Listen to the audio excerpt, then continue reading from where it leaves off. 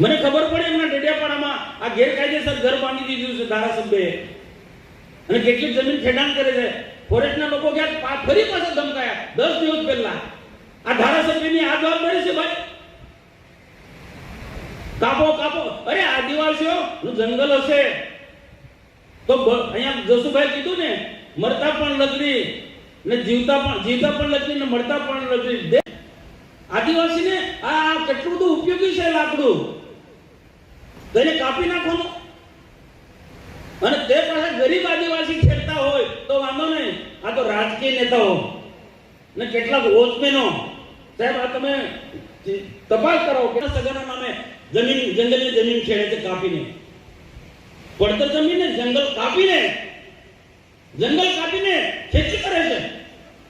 આ તમને ખબર છે બધાને? આ મને કેટલું અઘરું પડવાનું, કેટલું મોંઘું પડવાનું છે. થોડા ઘણા એના વોટિંગ માટે લોકોને પોતાના તરફ આકર્ષવા માટે આદિવાસીને જંગલ આપો, કાપો કાપો, ખેડો. આ માણસાઈ છે ભાઈ તમારી ધારાસભ્યને આવું શોભે છે?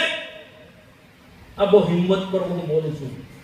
એ આ બોલવા માટે મને કોઈ જાતનો ડર નથી. ધારાસભ્ય હોય કે મોટો ચમરબંધી હોય, ગેરકાનૂની કૃત્ય કરતો હોય, હું એને જાહેરમાં વખોડી કાઢું છું. કોઈ કેસ નહીં કરે તો મનસુખ વસાવા કેસ કરશે.